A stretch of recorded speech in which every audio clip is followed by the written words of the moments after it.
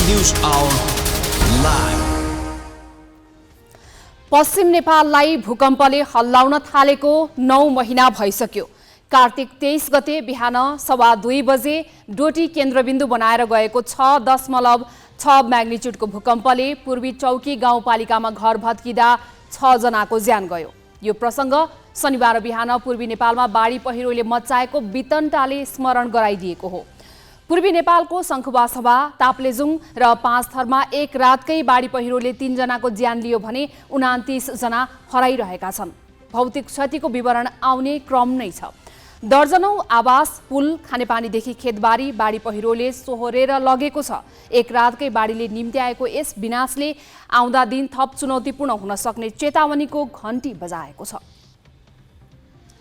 पूर्वी नेपालको विपदलाई लिएर एका बिहानै प्रधानमन्त्री पुष्पकमल दाहालले गहिरो दुःख व्यक्त गरे। त्यो दुःखको गहिराई कति हो भन्दा अप्रिय सुनिएला, तर सत्ता सञ्चालकहरूलाई दुःखको गहिराई र सुखको उचाइ सोध्नुपर्ने बेला आएको छ। त्यो किनभने प्राकृतिक विपत्ति आउँछ भन्ने हामी सबैलाई थाहा छ। त्यसको पूर्व तयारीका लागि राज्यका अनेकन संयन्त्र पनि छन्। राष्ट्रिय विपद जोखिम न्यूनीकरण तथा व्यवस्थापन प्राधिकरण खडा गरिएको छ। राज्यले विपदसँग जुझ्न र विपद टार्नकै लागि ठूलो धनराशि पनि जम्मा गरेर राखेको छ। तर वर्षेनी आउने बाढी पहिरोले संयौंको उठीबास र हताहतीपछि मात्र गोहीका आँसु झार्ने प्रवृत्ति छ। हामी विपद पूर्वका तयारीमा भन्दा परिणाम भोगिसकेपछि समवेदना दिनका लागि मात्रै तयार छौं कि भन्ने यी घटनाहरूले देखाउँछन्। सरकार र राज्यको अनुभूति जनतालाई दिने हो भने नोक्सानपछि गोहीको आँसु होइन, नोक्सान हुन नदिने बाटो बनाउन जरुरी छ।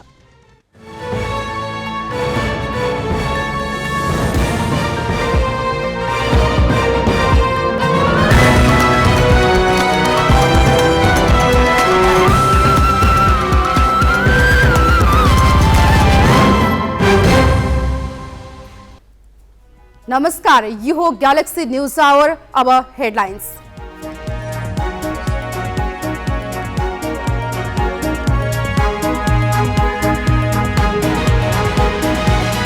मनसुन सुरु हुन साथ शङ्खुवासभा, ताप्लेजुङ र पाँचथरमा बाढी पहिरो, 3 जनाको शव भेटियो, 29 जना बेपत्ता।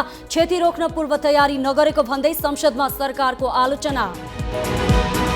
भ्रष्टाचार नियन्त्रणमा सरकार गम्भीर नदेखिएको अख्तियार प्रमुख राईको टिप्पणी। पहिला प्रधानमन्त्री नै ठिक ठाउँमा हुनुपर्ने जिकिर, अख्तियारको एक्लो प्रयासले सम्भव नहुने प्रष्टीकरण। तरकारीको मूल्य नपाएको भन्दै व्यापारी र किसानद्वारा कालीमाटी क्षेत्रमा प्रदर्शन, सडकमै गोलभेडा फालेर कृषि मन्त्रीको राजीनामा माग। चीन र अमेरिका द्विपक्षीय सम्बन्धमा तिक्तता मेट्ने प्रयासमा। 5 वर्षको तिक्तता तोड्दै अमेरिकी विदेश मन्त्री ब्लिङ्कन बेजिङमा। राष्ट्रपति सीसँग भोलि भेट्ने तयारी। र विश्वकप क्रिकेट ग्लोबल सनोटको पहिलो खेलमा नेपाल पराजित, टेस्ट मान्यता प्राप्त जिम्बाब्वे 8 विकेटले विजयी।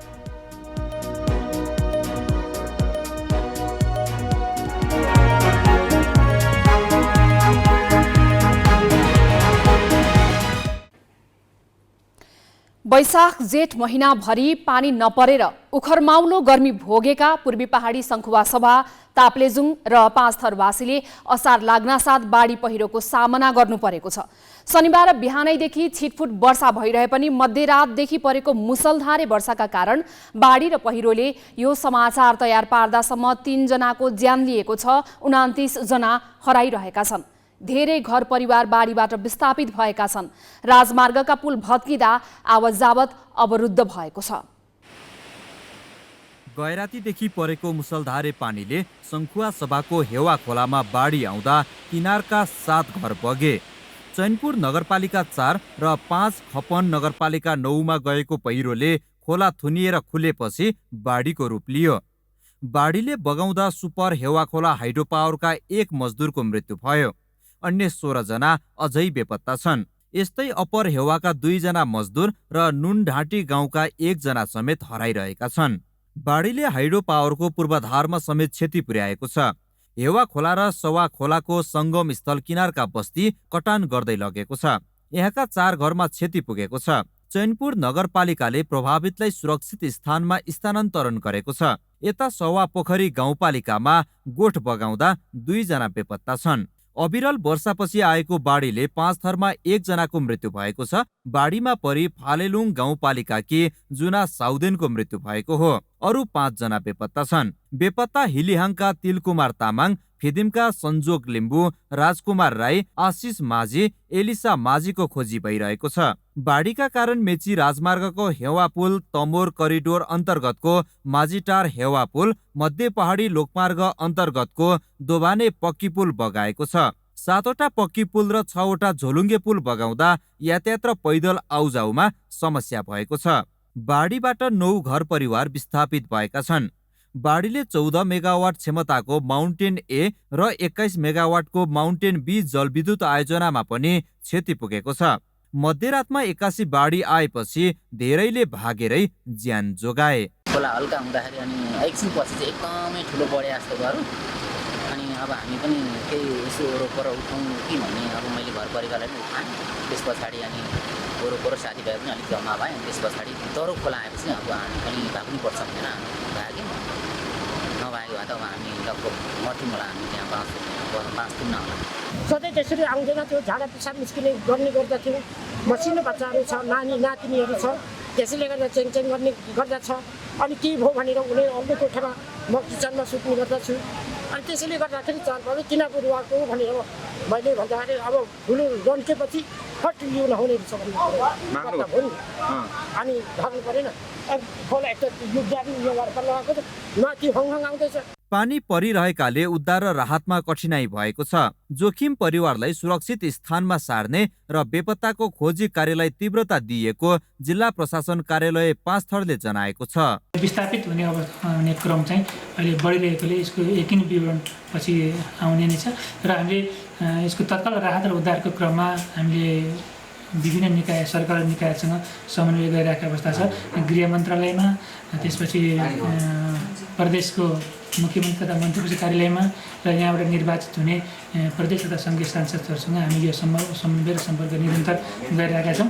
बाढी पहिरोले ताप्लेजुङमा पनि वितण्डा मच्चाएको छ। सिदिङमा गाउँपालिका मेहेलेमा पहिरोमा परि बेपत्ता भएका 4 जना मध्ये गणेश तामाङको शव फेला परेको छ। मेहेलेकै भगीमाया बुढा छेत्री, सन्ध्या बुढा छेत्री र प्रज्वल बुढा छेत्री बेपत्ता छन्। बाढी पहिरोले 9वटा घर पूर्ण रूपमा क्षति भएको छ। 51वटा घर जोखिममा रहेको जिल्ला प्रशासन कार्यालय ताप्लेजुङले जनाएको छ। ताप्लेजुङमा 3वटा पक्की पुल, 5वटा झोलुङ्गे पुल, 2वटा जलविद्युत आयोजना, 7वटा सरकारी भवनमा क्षति पुगेको छ। ताप्लेजुङ 5 थर स्थित मेची राजमार्ग अन्तर्गत 5 थरमा पर्ने हेवा खोलाको पुल बाढीले बगाएपछि सवारी आवागमन बन्द छ। ग्यालेक्सी फोकेका लागि सङ्खुवा सभाबाट खेवाहाङ मेवाहाङ, ताप्लेजुङबाट देवराज गुरुङ र 5 थरबाट सरोज शर्माको रिपोर्ट। वर्षा सुरु भएसँगै बाढी पहिरोको जोखिम सुरु भएको छ। असार लाग्न साथ आएको वर्षाका कारण पूर्वी पहाडी 3 जिल्लामा बाढी पहिरोले मानवीय र भौतिक क्षति पुर्याएको छ। जोखिममा रहेका परिवारको उद्धार र थप क्षति हुन नदिन सरकारी प्रयास कसरी अघि बढेको छ भनेर हामीले राष्ट्रिय विपद जोखिम न्यूनीकरण तथा व्यवस्थापन प्राधिकरणका प्रवक्ता ध्रुव बहादुर खड्कालाई सोधेका छौँ। मुख्यतः प्रभावित हो 5 थर, ताप्लेजुङ र सङ्खुवा सभा, यो 3टै जिल्लामा एक जनाको दुःखद निधन भएको अवस्था छ र म यो सन्दर्भमा दुःख पनि व्यक्त गर्न चाहन्छु। हराइरहेका मानिसहरू खोज उद्धार गर्न जाँदाखेरि चाहिँ यो लास फेला परेको अवस्था छ र अब त्यो बाहेक केही घरहरू अब राति नै भत्किसकेका छन् र बगाएर लगिसकेको छ। केही घरहरू जोखिममा रहेका छन् र ती जोखिममा रहेका घरहरू मध्येका धेरै जोखिममा भएकालाई भरेको लागि सुरक्षित ठाउँमा बस्नको लागि उहाँहरूलाई सुरक्षित पनि गरिसकिएको अवस्था एकातिर रहेको छ भने केही चाहिँ जलविद्युत आयोजनाहरूमा सामान्य क्षति पुगेको भन्ने कुरा पनि सँगसँगै आएको छ र मुख्यतः मेची राजमार्गको 5 थरमा पर्ने हेवा खोलामा रहेको चाहिँ यो बेली ब्रिज बगाइदिएको कारणले 5 थर तथा त्यही भएर जानुपर्ने चाहिँ ताप्लेजुङ जिल्लासँगको यातायात चाहिँ अवरुद्ध रहेको अवस्था छ र त्यसमा तत्काल बेली ब्रिज लगाउने सम्बन्धमा के गर्न सकिन्छ भनेर माननीय उपप्रधानमन्त्री तथा गृहमन्त्रीले चाहिँ सडक विभागका डिजी तथा तत्मन्त्रालयका श्रीमान सचिवज्यूलाई पनि आफ्नो कार्यकक्षमा बोलाएर अघि सरसल्लाह गरिसक्नु भएको छ र त्यो सरसल्लाह बमोजिम त्यो चाहिँ तत्काल पुल लगाउने प्रक्रियाको थालनी पनि भइसकेको अवस्था छ।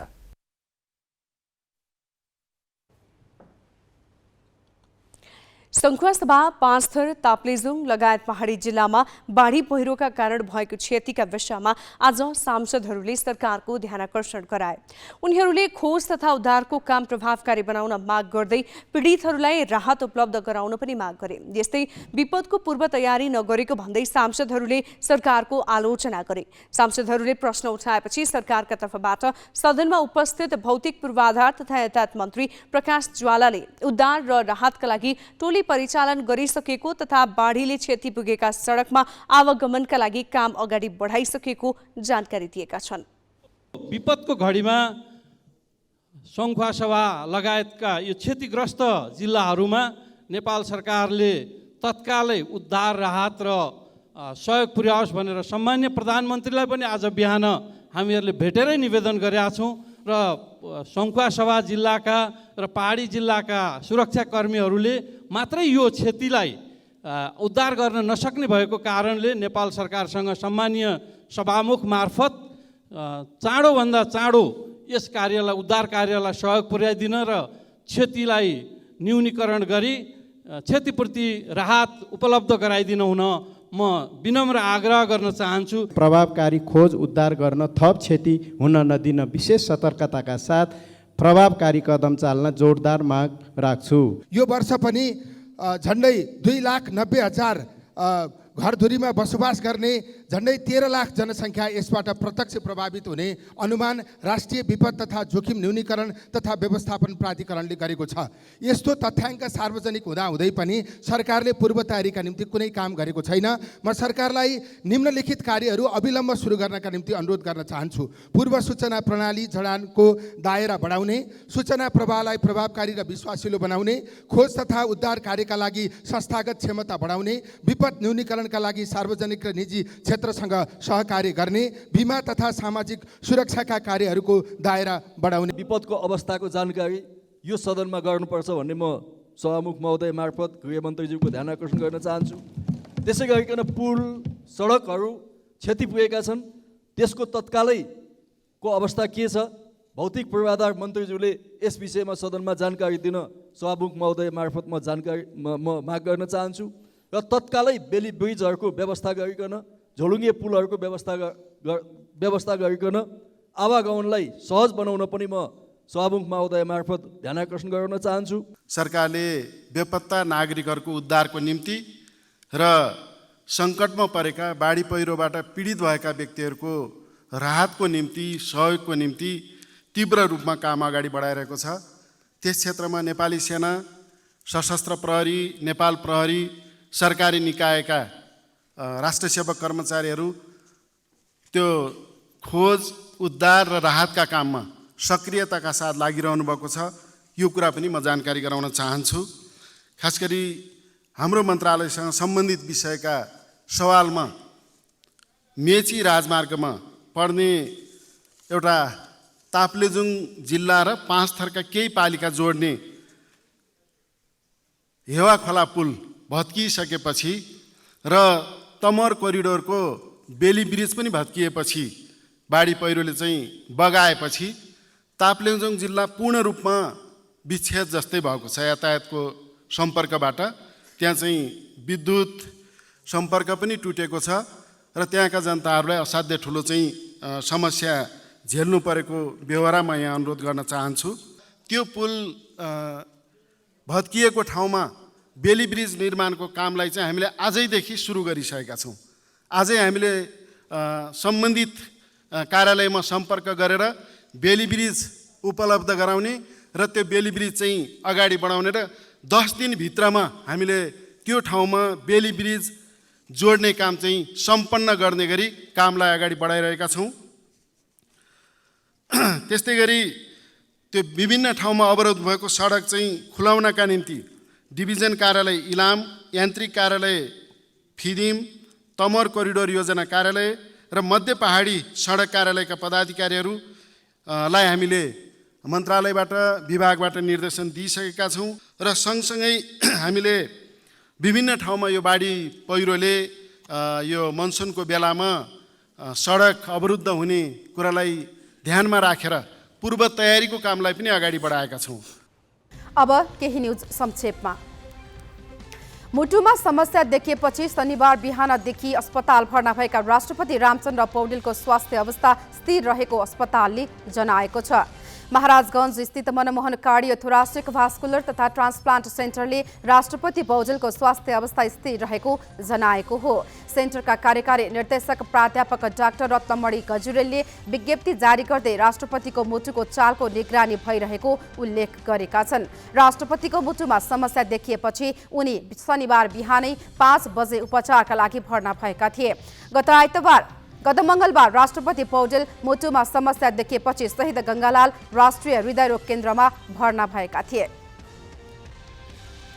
जानकी भारतीय छोरी हुन् भन्ने भारतीय चलचित्र आदि पुरुषको संवादमा आपत्ति जनाउँदै काठमाडौँ महानगरपालिकाले कुनै पनि भारतीय चलचित्र आफ्नो क्षेत्रमा चलाउन नदिने भएको छ। चलचित्रको मूल भागबाट हटाउन 3 दिन अघि नै हटाउनका लागि गरिएको आग्रहको व्यवस्था गरिएको भन्दै महानगर प्रमुख बालेन्द्र शाहले भोलिबाट कुनै पनि भारतीय चलचित्र काठमाडौँ उपत्यकाभित्र चलाउन नदिने निर्णय गरेको बताएका छन्। यो चलचित्र प्रदर्शन दिने हो भने त्यसले भ्रामक तथ्य स्थापित गर्ने भएकाले उक्त आपत्तिजनक अंश नहटाएसम्म काठमाडौँ महानगरमा कुनै पनि भारतीय चलचित्र प्रदर्शन गर्न भोलिदेखि निषेध गरिएको शाहले सामाजिक सञ्जालमा लेखेका छन्।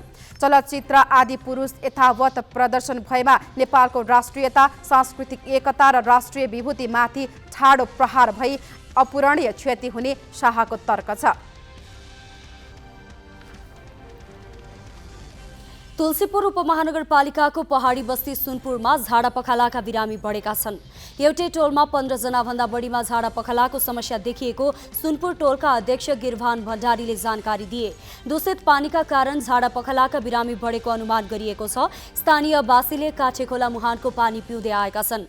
बिरामी परेकामा झाडा पखाला, बान्ता, आउँ जस्ता समस्या देखिएपछि पानी परीक्षणका लागि स्वास्थ्य महाशाखामा पठाइएको तुलसीपुर उपमहानगरपालिका 1 का अध्यक्ष होमकान्त सापकोटाले जानकारी दिए। परीक्षण रिपोर्ट आएपछि स्थानीयमा देखिएको समस्या पहिचान र निदान गर्न सहज हुने उनको भनाइ छ। सामान्य बिरामीको स्थानीय स्वास्थ्य संस्था र गम्भीर भएकाको तुलसीपुरका विभिन्न अस्पतालमा उपचार भइरहेको छ। क्रसर उद्योगीले असार 16 देखि ढुङ्गा, गिटी र बालुवाको उत्पादन तथा बिक्री वितरण ठप्प पार्ने धम्की दिएका छन्। नेपाल क्रसर तथा खानी उद्योग व्यवसायी महासंघले आज काठमाडौँमा पत्रकार सम्मेलन गरी नवीकरणको समस्या समाधानमा सरकार गम्भीर नभएको भन्दै उत्पादन तथा बिक्री वितरण ठप्प पार्ने धम्की दिएको हो। नवीकरण प्रक्रिया सहज बनाउन माग गर्दै महासंघले असार 15 सम्मको अल्टिमेटम दिएको छ।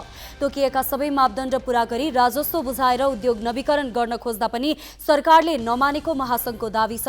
अहिले अधिकांश क्रसर उद्योग मापदण्ड विपरीत सञ्चालनमा छन्। गृह मन्त्रालयले मापदण्ड पूरा गर्न असार मसान्तसम्मको समय दिएको छ। घना बस्ती, वन, निकुञ्ज, शिक्षण संस्था, धार्मिक र पुरातात्विक महत्त्वका स्थानबाट 2 किलोमिटर भित्र तथा चुरे पहाडको फेदीबाट 1500 मिटर भित्र क्रसर उद्योग चलाउन नपाउने नियम भए पनि उद्योगीले अटेरी गर्दै आएका छन्। बाँकी प्रसङ्ग सोनिका अर्यालबाट। अख्तियार दुरुपयोग अनुसन्धान आयोगको प्रमुख नियुक्त भएता प्रेम राईले कुनै पनि संसदीय समितिमा सांसदका प्रश्नको सामना गर्नु परेको थिएन। जिम्मेवारी सम्हालेको करिब 2.5 वर्षपछि आज राई राष्ट्रिय सभा अन्तर्गतको राष्ट्रिय सरोकार तथा समन्वय समितिको निम्तोमा पहिलोपल्ट संसदीय समितिमा पुगे। बैठकमा उनी केही खुलेर प्रस्तुत पनि भए। उनले यसबीच अख्तियारले गर्न चाहेका तर नसकेका विषयदेखि भ्रष्टाचार नियन्त्रणका लागि देखेका चुनौतीको पनि विस्तार लगाए। अझ प्रमुख आयुक्त राईले सरकारले भ्रष्टाचार रोकथाममा गम्भीर नबनेको आरोप समेत लगाए। सरकारकै असहयोग र गम्भीरता अभावका कारण पनि भ्रष्टाचार नियन्त्रण चुनौतीपूर्ण बनेको टिप्पणी संसदीय समितिमा गरे। अख्तियार दुरुपयोग अनुसन्धान आयोगबाट प्रमुख आयुक्त सहितको टोली नै राष्ट्रिय सरोकार तथा समन्वय समितिमा पुगेको थियो। बैठकको सुरुमै आयोगका सचिव रामेश्वर दङ्गालले भ्रष्टाचार नियन्त्रणका लागि आयोगले झेल्नु परिरहेको चुनौती र समस्या सुनाए। आयोगमा उजुरी पर्दैमा आयोगले मात्रै लागेर अनुसन्धान गर्न सक्दैन, किनभने सम्बन्धित निकायले दिनुपर्ने तथ्यहरू, दिनुपर्ने कागजातहरू होइन, अधिकांश निर्णयसँग सम्बन्धित मिसिलहरू नै प्राप्त नहुने, मिसिल हरायो भने विशेष गरी यो जग्गा सार्वजनिक जग्गाहरूको हिनामिना भएको विषयहरूमा हामीले मिसिल माग्यौँ भने मालपोत कार्यालयहरूबाट चाहिँ अधिकांश निर्णय मिसिलहरू हरायो भन्ने आउँछ। अनि त्यो तथ्य नै हेर्न नपाएपछि आयोगले त्यसलाई अनुसन्धान गरेर एउटा निष्कर्षमा पुर्याउन नसक्ने स्थितिहरू हुन्छ। त्यो भएर महत्त्वपूर्ण कागजातहरू समयमा प्राप्त नहुने, सम्बन्धित निकायहरूले गर्नुपर्ने उसको तर्फबाट गर्नुपर्ने कोअपरेसन नगर्ने, समयमा जवाफ नदिने लगायतका समस्याहरूले पनि आयोगले समयमा सोचेअनुसार चाहिँ आफ्ना काम कारबाहीहरू अनुसन्धानलाई निष्कर्षमा पुर्याउन नसकेको स्थिति चाहिँ छ। सचिवको प्रस्तुतिपछि सांसदहरूले अख्तियारको गिर्दो साख र भ्रष्टाचार प्रकरणको अनुसन्धानमाथि प्रश्न तेर्साए। ठेक्का पट्टाका काममा अख्तियारको चासोलाई विकास निर्माणमा अवरोध भन्ने सांसदहरू ठूला घोटालामा किन आँखा चिम्लिएको भनेर प्रश्न गरिरहेका थिए। लामो समयसम्म मुद्दाहरू धेरै होल्डिङमा बसे भन्ने लाग्छ। यद्यपि त बरु निरन्तर काममा हुनुहुन्छ होला, अख्तियार दुरुपयोग अनुसन्धान आयोग निरन्तर काममा होला, तर हामीले हेर्दा चाहिँ यो होल्डिङमा छ भनेर भन्छौँ। थुप्रै त्यस्ता केसहरू छन्, त्यो जलारी होला, त्यो विकासबाट काम होला, त्यो के अरे के भन्छ यो ललिता निवास होला, यस्तै नेपालमा थुप्रै काण्डहरू छन्। प्रजातन्त्र आएदेखि 47देखि यतिर ठुल्ठुला काण्डहरू नाक छोपेर हिँड्न पर्ने गरी घटेका घटनाहरू थुप्रै छन्। समितिका अन्य सदस्यले पनि अख्तियारको कार्यक्षेत्र अनि कार्यशैलीमाथि प्रश्नको वर्षा गरे, तर अख्तियार प्रमुख राईले भने आरोपको प्रतिवाद गरे। बरु आफूहरूलाई राज्यबाटै सहयोग नमिल्दा धेरै प्रकरणमा हार्नु परेको सुनाए। भ्रष्टाचार नियन्त्रणमा सरकार नै गम्भीर नबन्दा पछिल्लो समय भ्रष्टाचारका घटना बढेको उनको भनाइ थियो। यो भ्रष्टाचार नियन्त्रण गर्ने चाहिँ अख्तियार मात्रै हो कि भने जस्तो चाहिँ सोच डेभलप भएको छ, त्यो होइन। भ्रष्टाचारको नियन्त्रण भनेको सबभन्दा पहिला सरकारको हो। सरकारले सुशासन कायम गर्न प्रयास गर्नुपर्छ। सरकारले त्यो काम चाहिँ गराउन सकेको अवस्था देखिँदैन। प्रधानमन्त्रीज्यू अन्तर्गतका मन्त्रीहरू ठिक ठाउँमा आउनु पर्यो, सचिवजीहरू ठिक ठाउँमा मन्त्रीले गराउनु पर्यो, सचिवले त्यहाँका चाहिँ विभागीय प्रमुखलाई ठिक ठाउँमा चाहिँ लानु पर्यो र विभागीय प्रमुखले कार्य प्रमुखलाई चाहिँ ठिक ठाउँमा आफ्नो ऐन नियम कानुन अनुसार त्यो चाहिँ आफ्नो काम कर्तव्य अधिकार चाहिँ पुरा गरेको अवस्थामा मात्रै सुशासन चाहिँ कायम हुन सक्छ। राईले आँखै अगाडि घुस मागेको देख्दा समेत कारबाही अगाडि बढाउन नपाउने बाध्यतामा आफूहरू रहेको दुखेसो सुनाए। खास गरी रङ्गीहात पक्राउ गरेर अदालतमा बुझाइएका मुद्दामा अदालतले सफाई दिन थालेको र अनुचित कार्यका विषयमा निर्देशन दिने अधिकार संविधानबाटै हटाइएकोले भ्रष्टाचार बढेको उनको तर्क थियो।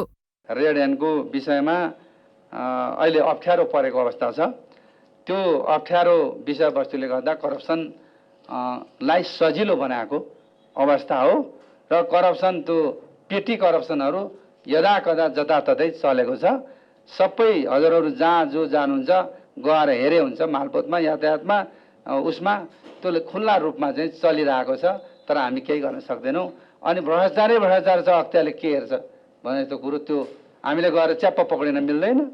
के गर्नु, अनुचितको काम कारबाही गर्न नपाएको, अनुचितको कारबाही गर्न नपाउँदाखेरि हामीले करेक्टिभ मेजर्सको रूपमा सम्बन्धित निकायलाई लेखेर पठाउने सुझाव बाहेक के गर्न सक्दैन। नीतिगत भ्रष्टाचारका घटनामा अख्तियारले थाहा पाएर पनि हस्तक्षेप गर्न सकिरहेको छैन। अझ ठूला खरिद र ठेक्का पट्टाका निर्णय समेत मन्त्री परिषदबाट गराएर अख्तियारको क्षेत्राधिकार छल्ने प्रवृत्ति ह्वात्तै बढेको छ। टुक्री आयोजनाले पनि अनियमितताको आकार बढाएको छ। यति बुझ्दा बुझ्दै पनि संविधान र कानूनको अभावले आफ्ना हात बाँधिएको राईको गुनासो थियो। प्रविधिको विकाससँगै भ्रष्टाचारको स्वरूपमा समेत परिवर्तन आएको, अन्तर्राष्ट्रिय रूपमै यसको सञ्जाल विस्तार हुँदै गएको र हाम्रो समाज नै भ्रष्टाचारको भयावह सञ्जालमा जेलिन पुगेको अख्तियार प्रमुखको बुझाइ थियो। यो जसरी मोडर्नाइजेसन भएको छ, डिजिटाइजेसन भएको छ, त्यो भ्रष्टाचार पनि त्यस्तै किसिमले डिजिटाइजेसन हुँदै गएको छ। अब यहाँ करप्सन गर्ने, पेमेन्ट अन्तर्राष्ट्रिय रूपमा लिने, यहाँ केही पनि हुँदैन, शून्य। अनि करप्सन यहाँ गर्ने बिचौलिया चाहिँ तेस्रो बिचौलिया, चौथो बिचौलियाकोले मात्रै त्यो रकम कलम चाहिँ प्राप्त गर्ने, कहाँ पुग्यो? अनि तपाईँको चाहिँ यो डिजिटल माध्यमलाई पनि अब प्रयोग गर्न छोडिसके, किनभने डिजिटलमा पनि त्यो आइक्लाउडबाट चाहिँ तानेर ल्याउँदाखेरि अन्तर्राष्ट्रिय रूपमा चाहिँ आउने भयो। अब त्यो पनि प्रयोग गर्दा अब मिटिङै हुन्छ, करप्सन गर्नु पर्यो भने अन्तर्राष्ट्रिय सेमिनारको रूपमा चाहिँ बाहिर जान्छन्, बाहिरै भेटघाट हुन्छ, अब यो खालको सिचुएसनहरू चाहिँ तपाईँको चाहिँ नि अहिलेको मोडर्नाइजेसन चाहिँ तपाईँको प्रवृत्ति करप्सनमा चाहिँ भएको अवस्था छ। मिनी संसद मानिने संसदीय समितिमा अख्तियार जस्तो संवैधानिक निकायका प्रमुखले बोलेका विषयले निकै ठूलो महत्व राख्छ। त्यसैले उनले औल्याएका समस्या सम्बोधनमा संसद र सरकारको भूमिका के हुन्छ प्रतीक्षाको विषय छ। क्यामेरामा सुशील बास्कोटाका साथमा सृजना Ghimire, galaxy 4K, Kathmandu.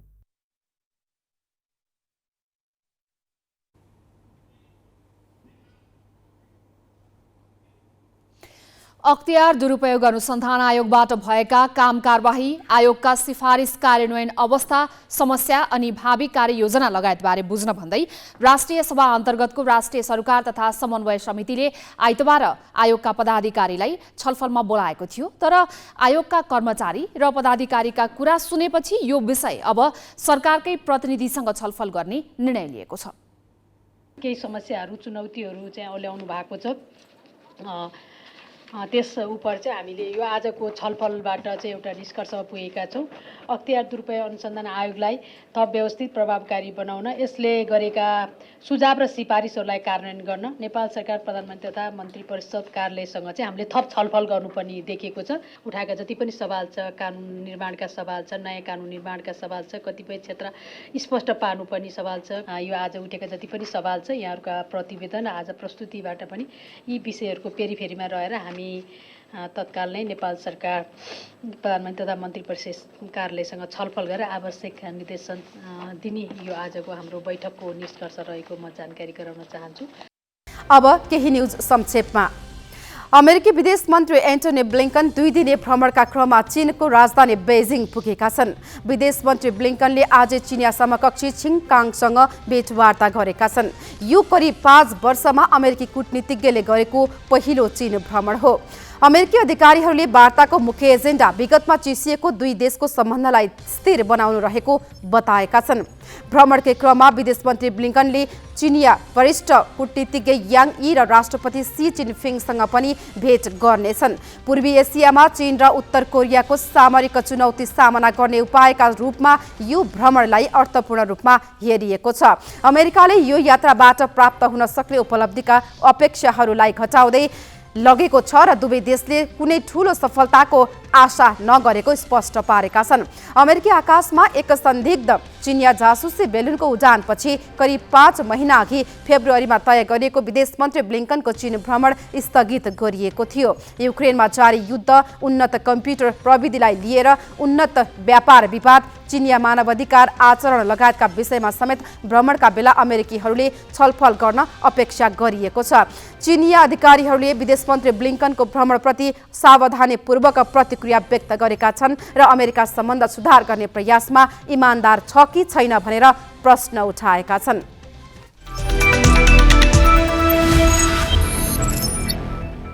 ICC विश्वकप ग्लोबल छनौटमा नेपाल टेस्ट मान्यता प्राप्त जिम्बाब्वेसँग 8 विकेटले पराजित भएको छ।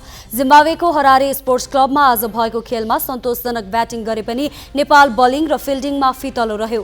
टस जितेर घरेलु टोली जिम्बाब्वेले फिल्डिङ रोजेपछि पहिले ब्याटिङ गरेको नेपालले 50 ओभरमा 8 विकेट गुमाउँदै 290 रन बनायो। ओपनर द्वय कुशल भुर्तेल र आसिफ शेखले उत्कृष्ट सुरुवात गरे। जिम्बाब्वेले 31 ओभरसम्म नेपालको विकेट झार्न सकेन। कुशल र आसिफले पहिलो विकेटका लागि 171 रनको कीर्तिमानी साझेदारी गरे। नेपालले एक दिवसीय खेलमा कुनै पनि विकेटका लागि गरेको यो अहिलेसम्मकै उच्च साझेदारी हो। 4 महिना अघि नामिबिया विरुद्धको खेलमा ज्ञानेन्द्र मल्ल र आसिफले दोस्रो विकेटका लागि 139 रनको साझेदारी गरेका थिए। 1 रनमा जीवनदान पाएका कुशल शतक बनाउनबाट 1 रनले चुके। उनले 95 बलमा 13 चौका र 2 छक्का सहित 79 रन बनाए। उनी स्पिनर वेलिङटन मसाकाजाको योकर बलमा बोल्ड आउट भए। अर्का ओपनर आसिफले 100 बलमा 7 चौका सहित 66 रन बनाए। उनीहरू बाहिरिएपछि नेपालले बाँकी 18 ओभर 1 बलमा 119 रन बनाउँदा 6 विकेटले गुमायो। कुशल मल्लले 41, रोहित पौडेलले 31 र गुलसन झाले 13 रन बनाए। रिचर्ड न्वाराले 9 ओभरमा 1 मेडन सहित 43 रन खर्चेर 4 विकेट लिए। 291 रनको लक्ष्य जिम्बाब्वेले 44 ओभर 1 बलमा 2 विकेटको नोक्सानीमा पूरा गर्यो। ओपनर ज्वेलर्ड गुम्बी 25 रनमा बाहिरिए। उनलाई सोमपाल कामीले आउट गरे। 23 ओभर 2 बलमा गुलसन झाले 32 रन बनाएका वेस्लीलाई पेभिलियन पठाए। त्यसपछि कप्तान क्रेग एर्विन र सिन विलियम्सले 154 रनको शानदार साझेदारी गरे। यही साझेदारीले जिम्बाब्वे सहजै विजयी भयो। दुवैले शतकीय पारी खेले। एर्विनले 121 र विलियम्सले 70 बलमा 102 रन बनाए। विलियम्सले जिम्बाब्वेका लागि सर्वाधिक छिटो शतक बनाएका हुन्। नेपालले दोस्रो खेल मंगलबार अमेरिकासँग खेल्नेछ।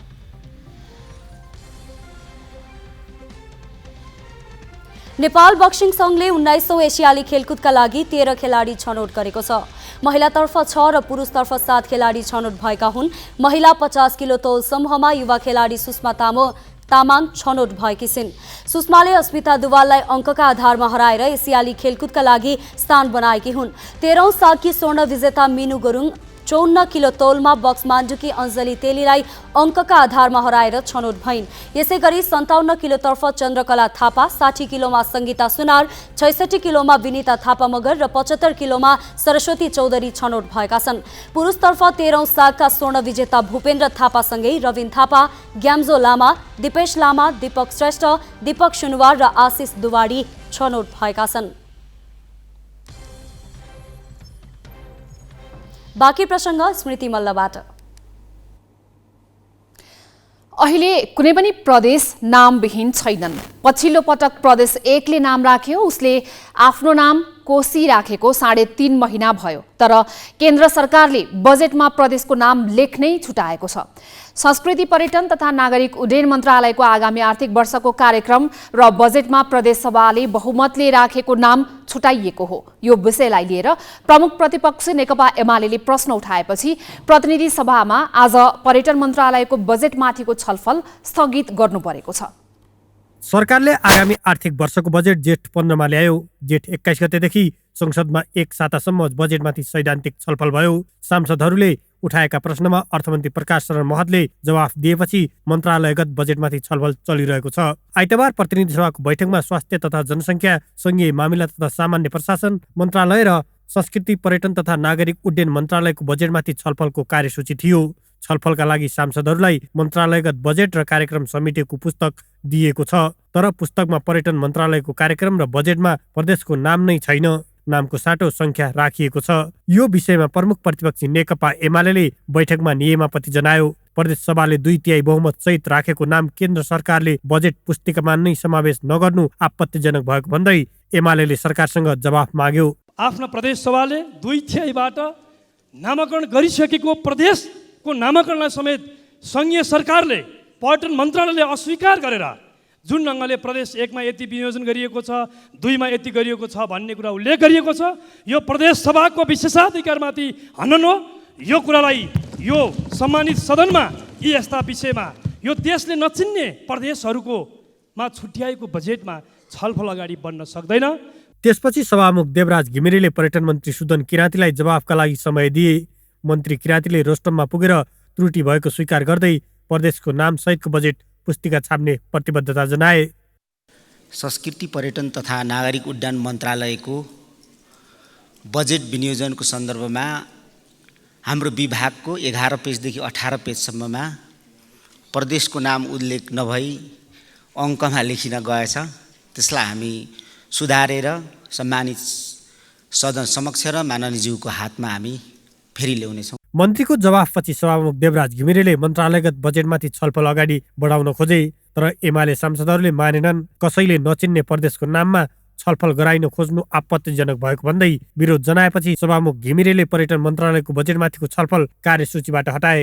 मन्त्रीज्यूले सच्याएर ल्याइने र उठेको विषयलाई सच्याएर संविधान र विधि सम्मत ढङ्गबाट गरेर पुनः हातमा उपलब्ध गराउने कुराहरूको वचनबद्धता दिइसक्नु भएको र यसलाई छाप्नको लागि सम्भवतः केही समय लाग्ने र त्यसलाई अङ्कको ठाउँमा संविधान सम्मत, निर्णय सम्मत अक्षरहरू अथवा नामहरू बुझेर हाम्रो विषय सूची अन्तर्गतकै कारबाहीलाई अगाडि बढाउन म अनुरोध गर्दछु। हामीले यो कुश राखेर यसो भनेर चाहिँ छलफल गरेको जस्तो विषय हो। प्रदेश सभाले पास गरेको 2/3बाट पास गरेको नामाकरणलाई सङ्घीय संसदले अस्वीकार गर्ने, ती नामहरूलाई यसो हो भन्ने नाम सम्झेर छलफल चलाउन सभामुख महोदय यहाँको आसनबाट पनि यो कुरा भन्न शोभा दिँदैन। सभामुख महोदय म ध्यान आकर्षण गराउन चाहन्छु। मन्त्रालयगत योजना समावेश भएको पुस्तकमा प्रदेशको नाम उल्लेख नभएको वा अङ्कमा राखिएको अन्योलता देखिएकोले आजको कार्यसूचीबाट उक्त मन्त्रालयको विनियोजन शीर्षक माथिको छलफलको कार्यक्रम हटाइएको छ। त्यसपछि स्वास्थ्य तथा जनसङ्ख्या र सङ्घीय मामिला तथा सामान्य प्रशासन मन्त्रालयको बजेटमाथि छलफल भयो। अङ्गराज नेउपाने, ग्यालेक्सी फोके, काठमाडौँ। प्रतिनिधि सभामा विनियोजन विधेयक अन्तर्गत विभिन्न मन्त्रालयगत शीर्षकमाथि छलफल भइरहेको छ। आज स्वास्थ्य मन्त्रालयका लागि विनियोजन शीर्षकमाथिको छलफल थियो। सो शीर्षकमाथिको छलफलका क्रममा कांग्रेस सांसद रामहरि खतिवड़ाले 2046 साल यता कुन कुन व्यक्तिले राज्य कोषबाट कति उपचार खर्च लिएका छन् त्यसको हिसाब सार्वजनिक गर्न सरकारसँग माग गरे। सरकारको विषय स्वास्थ्य नै हो। स्वास्थ्यलाई हामीले धनको रूपमा पनि परिणत गर्ने गरेका छौँ। सबभन्दा ठुलो धन स्वास्थ्य हो भनेर भन्ने प्रचलन छ। एउटा मान्छे आफू स्वास्थ्य भएन भने त्यसले देशलाई स्वास्थ्य बनाउन सक्दैन। त्यसैले पहिलो काम आफू स्वास्थ्य हुनेबाट सुरुवात गर्नुपर्छ र मलाई विश्वास छ स्वास्थ्य मन्त्री स्वस्थ नै हुनुहुन्छ। म एउटा सानो कुराबाट अनुरोध गर्छु स्वास्थ्य मन्त्रीज्यू, बारम्बार चर्चामा आएको विषय छ 2046 साल पछाडि राज्यबाट उपचार गर्न कसले कति कति रकम लिए त्यो एउटा श्वेत पत्र जारी गरिदिनुहोस्। सबैको अहिले तत्कालका लागि चित्त बुझ्ने काम हुन्छ। यो काम तपाईले पहिलो काम गरिदिनुहोस्। उपचारका लागि एउटा गरिब मान्छे सिटामोल नपाएर गाउँमा मरिरहेको हुन्छ। पदमा गएको मान्छे पदबाट बाहिर निक्लिँदा पहिलो पेयजरो एउटा घरको व्यवस्था नभयो भने म मन्त्रालय छोड्दिनँ भन्छ। यो पद्धति अन्त्य गर्नका लागि पनि राज्यबाट सुविधा पाइन्छ, राज्यले मात्रै गर्छ भन्ने कुराको अन्त्य गर्नका लागि पनि 46 साल सक्नुहुन्न भने 64 साल पछाडि चाहिँ कसले कति कति राज्यबाट अनुदान सहयोग लिएर उपचार गरे सबैको एउटा श्वेत पत्र जारी गर्न म माननीय स्वास्थ्य मन्त्रीज्यूलाई अनुरोध गर्न चाहन्छु। स्थानीय सरकार सञ्चालन ऐन 2074 र स्वास्थ्य संस्था सञ्चालन मापदण्ड 2077 ले 15 शैय्या माथिका हरेक अस्पतालको कुल शैय्याको 10% असहाय र विपन्न वर्गको उपचार निशुल्क गर्नुपर्ने भनिएको छ। तर काठमाडौँ महानगरपालिकाभित्र सञ्चालित 93 अस्पतालमध्ये 68 अस्पतालले मापदण्ड पूरा नगरेको र शैय्याको 10% निशुल्क सेवा नदिएको पाइएपछि महानगरले विशेष कारबाही अभियान चलाएको छ। हालसम्म 2 अस्पताल बन्द नै गराएको छ भने अन्यमाथि अनुगमन भइरहेको महानगरपालिकाले जनाएको छ।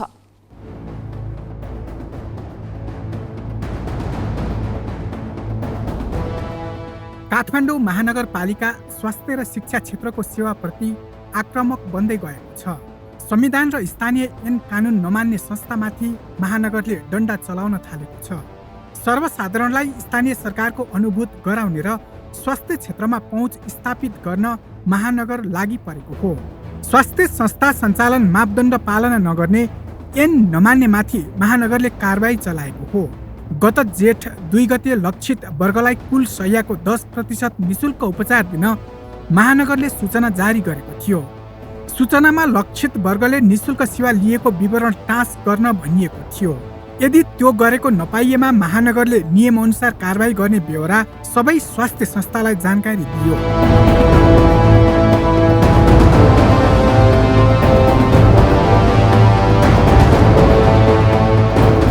महानगरभित्र रहेका अस्पतालले प्रचलित कानुन र मापदण्ड अनुसार लक्षित वर्गलाई निशुल्क स्वास्थ्य सेवा उपलब्ध गराउने, सेवाग्राही मैत्री सेवा प्रवाह गर्ने, स्वास्थ्य संस्थामा कार्यरत स्वास्थ्य कर्मी र अन्य कर्मचारीलाई कानुनले तोकेको न्यूनतम पारिश्रमिक उपलब्ध गराउने, स्वास्थ्यजन्य फोहोर मैला व्यवस्थापन गर्ने, अस्पतालभित्र रहेका क्यान्टिनमा खाद्य गुणस्तर कायम गर्ने, प्रयोगशालामा अनावश्यक परीक्षणको लागि सिफारिस नगर्न भनिएको थियो।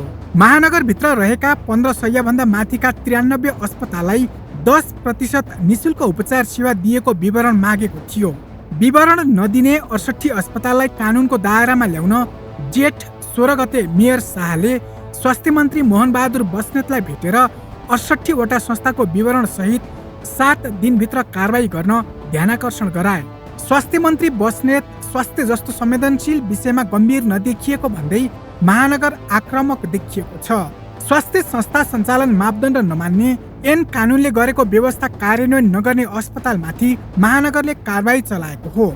हालसम्म दर्ता बिना सञ्चालन भएका बौद्ध स्थित चाइनिज पिपुल्स अस्पताल र कोटेश्वर स्थित सहयात्री अस्पताललाई बन्द गराइएको छ। मेयर शाहको ध्यानाकर्षण पछि अस्पतालको अनुगमन भइरहेको मन्त्रालयको भनाइ छ। अब समग्र स्वास्थ्य मन्त्रालयले विपन्न नागरिकहरू, विपन्न तथा गरिब नागरिकहरूको लागि स्वास्थ्य सेवा प्रवाह गर्नका लागि, त्यो पनि निःशुल्क सेवा प्रवाह गर्ने सन्दर्भमा सबै किसिमका अस्पतालहरूमा 10% सेवा चाहिँ निःशुल्क दिनुपर्छ भन्ने कुरो अस्पताल सञ्चालन दर्ता नवीकरण सम्बन्धी जुन मापदण्ड निर्देशिका छ त्यसमा त्यो कुरा स्पष्ट नै उल्लेख गरेको। अब त्यसको कार्यान्वयनको अवस्था के छ भन्ने सन्दर्भमा चाहिँ जनस्वास्थ्य सेवा नियमावलीले प्रदेश, स्थानीय तह र सङ्घीय तहमा चाहिँ कति सयसम्मको अस्पताल, कुन किसिमको अस्पताल, कसको जिम्मेवारी भनेर तोकेअनुसार सम्बन्धित निकायहरूले अनुगमन गर्दै जाँदा त्यसबाट त्यसलाई अझ सुदृढीकरण गर्ने, कहीँ कतै भएका कमजोरीहरूलाई सुधार गर्ने सन्दर्भका कामहरू चाहिँ तीव्र गतिमा अगाडि बढेको छ। स्वास्थ्य सम्बन्धी मौलिक हक राज्यले प्रत्याभूति गराउनु पर्ने र सो अधिकारको कार्यान्वयन तिनै तहका सरकारले गर्नुपर्ने भनिएको छ। तर देशभर सञ्चालन भइरहेका धेरै स्वास्थ्य संस्थाले स्वास्थ्य संस्था सञ्चालन मापदण्ड नै पूरा गरेका छैनन्। काठमाडौँ महानगरले भने संविधान र प्रचलित कानुनले गरेको मापदण्ड स्मरण गराउँदै दर्ता बिना चलेका 10% निःशुल्क उपचार सेवा नदिएका अस्पतालमाथि अनुगमन गर्दै कारबाही थालेको छ। हामीले बौद्धको चाइनिज पिपुल अस्पताल र कोटेरको सहयात्री हस्पिटल एन्ड बर्थिङ सेन्टर भन्ने अस्पताल छ जुन बिना दर्ता गैरकानुनी ढङ्गले सञ्चालन गरेको हामीले प्राप्त गरेको, हाम्रो अनुगमन टोलले त्यो कुरो प्राप्त गरेपछि हामीले बन्दै गरेका छौँ। अहिले पनि बन्दैको अवस्थामा हो र अरू अस्पतालहरू पनि हामीले अनुगमन गरेका छौँ। अनुगमन गरे जस्तो ओम अस्पताल हामीले, हेल्पिङ एन्ड अस्पताल, त्यस्तै गरेर यहाँ यो नाक्कन घाटी अथवा बागबजारको यस्ता अस्पतालहरू जस्तो ठमेला भएको अस्पताल हामीले अनुगमन गरेका छौँ। तर दर्ता नगरेको अस्पताल चाहिँ हामीले सिल गरेका हो। त्योदेखि बाँकी अरू अस्पतालहरू चाहिँ 10% निःशुल्क जुन छुट सुविधा दिनुपर्ने छ, सही छुट्याउनु पर्छ, त्यो छुट्याउनुहोस्। फेरि अर्को अनुगमनमा तपाईँहरूले चाहिँ यो छुट्याउनु भएको छैन भने हामीले कानुनी दायरामा ल्याउनुपर्छ, कानुनअनुसार कारवाही गर्नुपर्छ, त्यसलाई स्वास्थ्य संस्था सधैँ मापदण्डअनुसार चल्नुहोस् भनेर हामीले अनुगमनको सिलसिला निर्देशित गरेर आएको अवस्था चाहिँ हो। महानगरभित्र रहेका स्वास्थ्य संस्थालाई विद्यमान स्वास्थ्य सम्बन्धी ऐन कानुन र मापदण्ड पूर्ण कार्यान्वयन गराउन मेयर शाहले विभिन्न क्षेत्रलाई निर्देशन दिएको स्वास्थ्य प्रमुख पौडेलको भनाइ छ।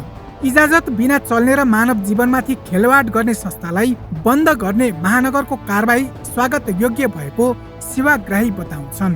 क्यामेरामा रिकेश सिंहका साथ गोविन्द कुँवर, ग्यालेक्सी फोटे, काठमाडौँ।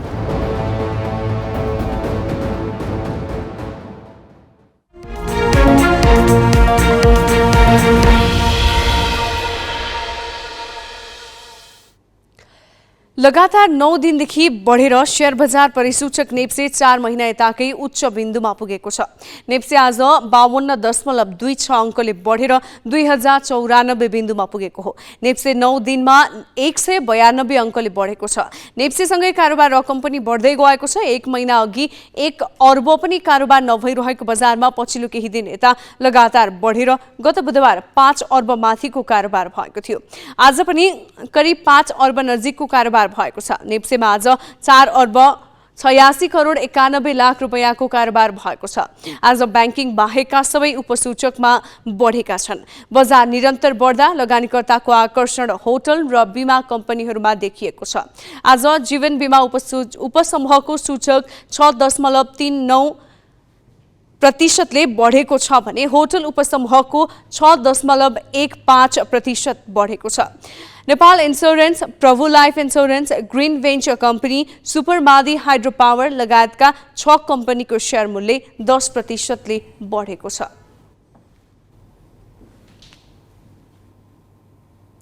नेपाल विद्युत प्राधिकरणका कार्यकारी निर्देशक कुलमान घिसिङले देशभित्र लोड सेडिङ गराएर भारतलाई बिजुली बेचेको भन्ने कुरा गलत भएको बताएका छन्। आइतबार पत्रकार सम्मेलन गर्दै घिसिङले नेपालमा बिजुली कटौती गरेर भारत पठाएको भन्ने सामाजिक सञ्जालमा आइरहेको कुरा सत्य नभएको बताएका हुन्। उनले प्राधिकरणले प्रयोग गरिरहेको सिस्टममा आएको समस्याका कारण केही समय अघि नेपालले गडबडी झेल्नु परेको दावी गरे। उनले मध्य र पश्चिम नेपालमा गर्मी बढेकाले विद्युतको खपत ह्वात्तै बढेको बताए। केही दिन अगाडिदेखि विद्युत निर्यात पनि सुरु गरेका थियौँ। अहिले त्यो सिस्टममा आएको गडबडीको कारण मध्य नेपाल र पश्चिम नेपालका धेरै ठाउँहरूमा पटक पटक जुन आपूर्तिमा अवरुद्ध भयो, त्यो हुँदाखेरि धेरैजसो ठाउँमा यो लोड सेडिङ गरेर निर्यात पो गरियो कि भन्ने किसिमको चाहिँ प्रचार पनि र मिडियाहरूमा पनि सोसल मिडियामा पनि आएको हुनाले त्यो कुनै हालतमा होइन। यो वास्तवमा हाम्रो सिस्टम जुन अपरेसन भइरहेको छ पूर्व पश्चिमको, त्यो सिस्टममा केही गडबडी चाहिँ भएको कुरा सत्य हो। हाम्रो धेरैजसो सबस्टेसनहरूमा र केही ट्रान्समिसन लाइनहरूमा फल्टहरू भएको, ओभरलोडिङ भएको र जसको कारणले अन्डर भोल्टेजको समस्या भएको, भोल्टेज कम हुने, त्यसको कारणले हाम्रो पावर प्लान्टहरू ट्रिपिङ हुने र धेरै ठाउँमा सिस्टम चाहिँ कुनै दिनमा करिब 11 पटकसम्म पनि सिस्टम गएको चाहिँ हाम्रो एलडिसीबाट प्राप्त विवरणबाट देखिन्छ। तर हाम्रा एलडिसीका साथीहरूले त्यो सिस्टमलाई तत्कालै रिभाइभ गर्ने कामहरू गरि नै राख्नु भएको छ।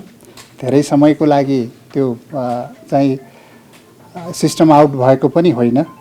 तर यसको कारणले आम समुदायमा, जनसमुदायमा र इन्डस्ट्रीका साथीहरूलाई केही समस्या भएको, एकदमै गर्मी भएको हुनाले लोड पनि एकदमै बढेको। अहिले वास्तवमा तराई क्षेत्रको लोड एकदमै बढेको छ। धेरै ठाउँमा एसीदेखि लिएर फ्यानदेखि लिएर धेरै घराइसी लोड पनि बढेको कारणले यो सिस्टममा आउने समस्या सँगसँगै वितरण लाइनहरूमा पनि ठाउँ ठाउँमा ट्रान्सफर्मरहरू ओभरलोड भएर तत्काल फेर्नुपर्ने अवस्था, ट्रान्सफर्मरहरू पड्किने अवस्था र ट्रान्सफर्मर जडान गर्दा पनि धेरै ठाउँमा चाहिँ आम जनसमुदायको घर घर अगाडि ट्रान्सफर्मर राख्न पनि धेरै ठाउँमा समस्याहरू उत्पन्न हुँदा पनि केही समस्याहरू भएको देखिन्छ। तर हामीले यहाँ विद्युत कटौती गरेर एक्सपोर्ट गरेको भन्ने चाहिँ सत्य होइन। हामीले यो समस्या हुँदाखेरि धेरै पावर प्लान्टहरू बन्द हुन्छ, त्यसले गर्दाखेरि विद्युत प्राधिकरणलाई ठुलो घाटा हुन्छ।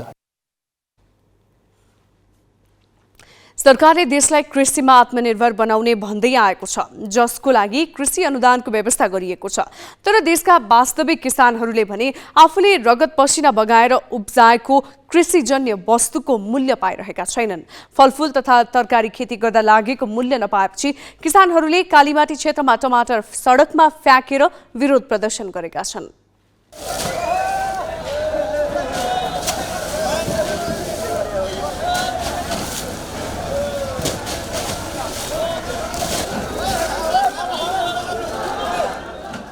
यो दृश्य देशकै ठुलो मध्येको एक कालीमाटी तरकारी बजार अगाडिको हो।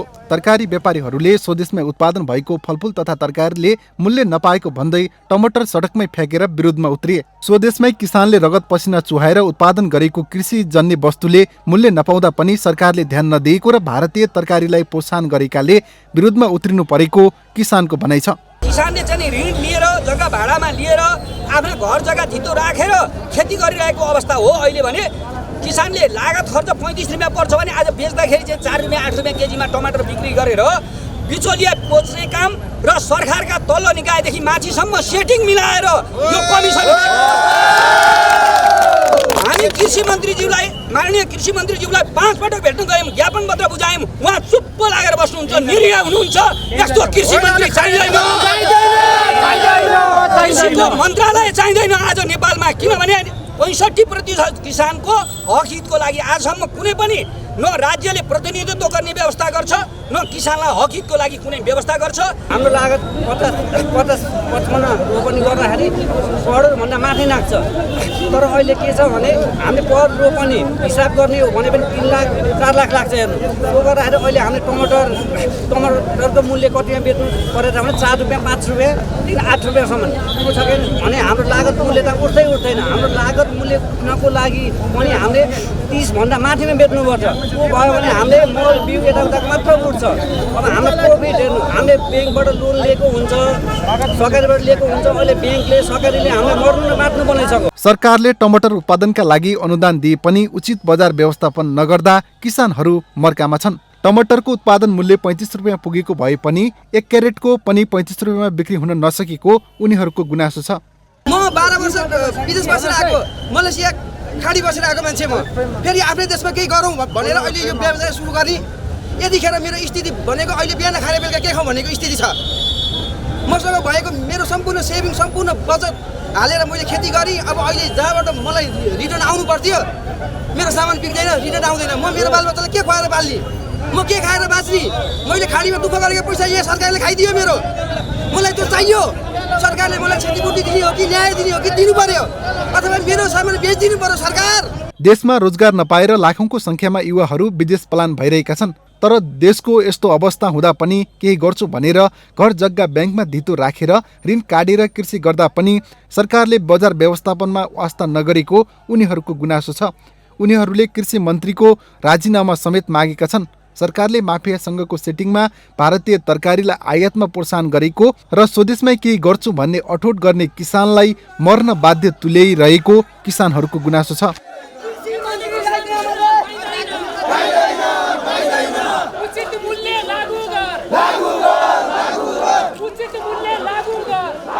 साथै उनीहरूले सरकारले अन्य खाद्य वस्तुको उत्पादन मूल्य र बिक्री मूल्य तोके जस्तै टमाटरको पनि तोक्नुपर्ने माग गरेका छन्। उनीहरूले सरकारलाई देशलाई कृषिमा आत्मनिर्भर बनाउने हो भने स्वदेशी उत्पादनको उत्पादन मूल्य र बिक्री मूल्य निर्धारण गर्न र स्वदेशी उत्पादनको उचित बजार व्यवस्थापन गर्न माग गरेका छन्। क्यामेरामा सबिन महर्जनका साथ Govind core, galaxy फोके, Kathmandu.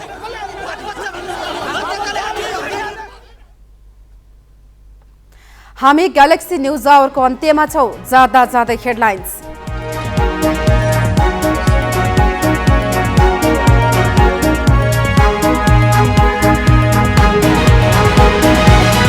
Monsoon सुरु हुन साथ सङ्खुवा सभा ताप्लेजुङ र पाँचथरमा बाढी पहिरो, 3 जनाको शव भेटियो, 29 जना बेपत्ता, क्षति रोक्न पूर्व तयारी नगरेको भन्दै संसदमा सरकारको आलोचना। भ्रष्टाचार नियन्त्रणमा सरकार गम्भीर नदेखिएको अख्तियार प्रमुख राईको टिप्पणी। पहिला प्रधानमन्त्री नै ठिक ठाउँमा हुनुपर्ने जिकिर, अख्तियारको एक्लो प्रयासले सम्भव नहुने प्रष्टीकरण। तरकारीको मूल्य नपाएको भन्दै व्यापारी र किसानद्वारा कालीमाटी क्षेत्रमा प्रदर्शन, सडकमै गोलभेडा फालेर कृषि मन्त्रीको राजीनामा माग। चीन र अमेरिका द्विपक्षीय सम्बन्धमा तिक्तता मेट्ने प्रयासमा 5 वर्षको तिक्तता तोड्दै अमेरिकी विदेश मन्त्री ब्लिङ्कन बेजिङमा, राष्ट्रपति सीसँग भोलि भेट्ने तयारी। र विश्वकप क्रिकेट ग्लोबल सनटको पहिलो खेलमा नेपाल पराजित, टेस्ट मान्यता प्राप्त जिम्बाब्वे 8 विकेटले विजयी।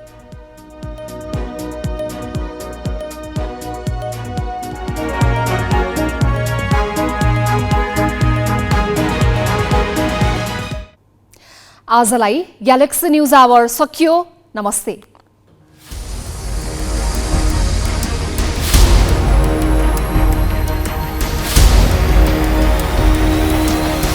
This is Galaxy News Hour.